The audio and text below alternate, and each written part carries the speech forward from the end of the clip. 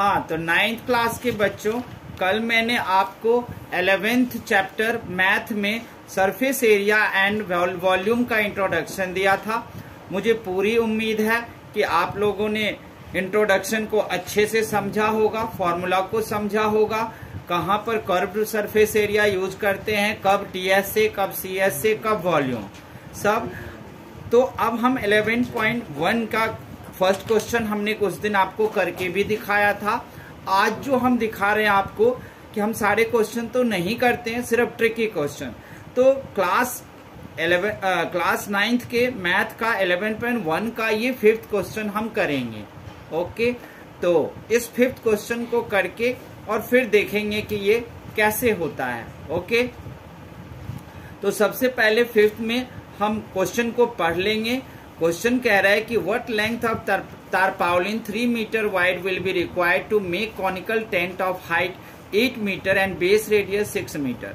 Assume that the extra length of material that will be required for stitching margins and wastage in cutting is approximately 20 centimeter। ध्यान रखना है, इसमें वाइड्थ दिया है, इसका यही ट्रिक है, ऐसे क्वेश्चन जल्दी मिलते नहीं हैं।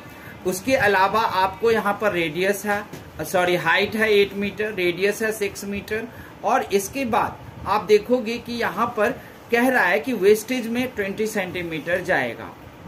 क्वेश्चन का मतलब है एक टारपाउलिन बन रहा है, कॉनिकल शेप का है, वाइड्थ है। वाइड्थ का तो फॉर्मूले में कहीं यूज होता नहीं है, तो हम कैसे यूज करेंगे। हाइट है, रेडियस है, और फिर टारपाउलिन तिरपाल बनाना है। तो तिरपाल सामियाना जब बनता है तो उसके लिए कपड़े का यूज होगा। तो डेफिनेटली है कि हम इसमें CS से निकालेंगे, किसका, कोन का निकालेंगे। तो इसे हटा के हम सब कुछ सॉल्व करके आपको यहाँ दिखा देते हैं।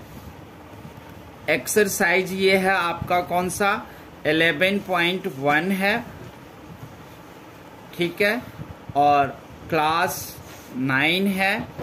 और फिर क्वेश्चन नंबर जो है वो आपका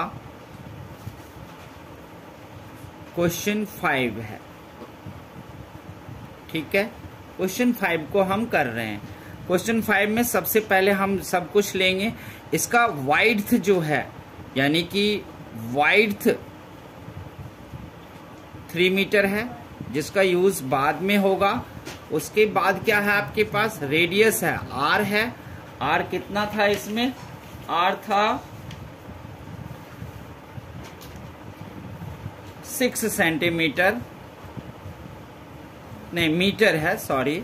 और फिर हाइट है 8 मीटर, और वेस्टेज जो है वो है आपके 20 सेंटीमीटर, ये ध्यान रखना। ओके, तो अब हम क्या करेंगे कि हमें पता चल गया है कि इसमें CS से निकलेगा, क्योंकि सामियाना या शंक्वाकार चीजों को कपड़े से ढकने के लिए एक तरपाउलिन चाहिए। तो CSA of cone equals to क्या होता है, पाई RL। अब हमारे पास L तो है नहीं, तो हम यहाँ पर हमें पहले ही L निकाल लेना चाहिए। तो L इक्वल्स टू क्या होता है, आप लोगों को तो पता ही है। L इक्वल्स टू होता है √H² प्लस R²। कल इंट्रोडक्शन में बताया था, इसमें हम डाल देंगे 8 का स्क्वायर प्लस 6 का स्क्वायर इक्वल्स टू में आ गया आपको 100, यानी कि 100 का स्क्वायर रूट होता है 10, यानी कि 10 मीटर आ गया। अब आराम से, और ध्यान रखना पाई का जो मेंशन दिया गया है, पाई की वैल्यू कितनी लेनी है वो वहां पर लिख कर दिया है। पाई इक्वल्स टू 314 आपको लेना है ये वैल्यू। तो यहाँ पर 314 ले लेंगे, मल्टीप्लाई में 6 ले लेंगे, मल्टीप्लाई में लेंथ अब 10 आ गया। कुछ बाकी है, नहीं बाकी है, निश्चित है। 3.14 आप लोग करोगे और 10 6 जा 60 करोगे। अब यहाँ पर आप इसको मल्टीप्लाई कर लोगे, तो मल्टीप्लाई करके कितना आएगा, ये देखो हमने यहाँ पे मल्टीप्लाई कर लिया है, 188.40 आया है हमारे पास। तो हम यहाँ पर लिख देंगे 188.40। अब बिकॉज यहाँ लगाएंगे, वाइड्थ कितना है, वाइड्थ है आपके पास 3 मीटर, तो उससे इसको ना आप डिवाइड कर देना। 188.40 अपॉन में 3 कितना आ जाएगा आपके पास, आप काट के देख लो। 3 6 जा, 3 2 जा, 0.38 जा 0, आपके पास आ गया 62.80 पायरल था। यहाँ पर मीटर स्क्वायर भी हमें लगाना था।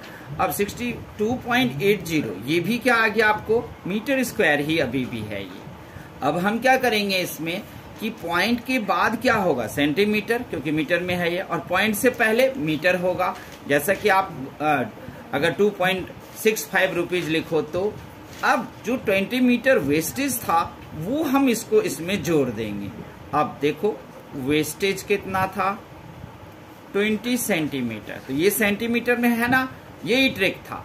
तो 80 और ये पॉइंट से पहले नहीं 20 जोड़ देना, क्योंकि पॉइंट के बाद जो होगा वो होगा आपका, उसमें सेंटीमीटर को आप प्लस कर सकते हो। तो प्लस 0.20 ऐसे करके प्लस कर देना। ये टोटल क्या हो गया, 63 हो गया। तो 63 मीटर इसका जो है आपको आंसर हो गया, मीटर स्क्वायर।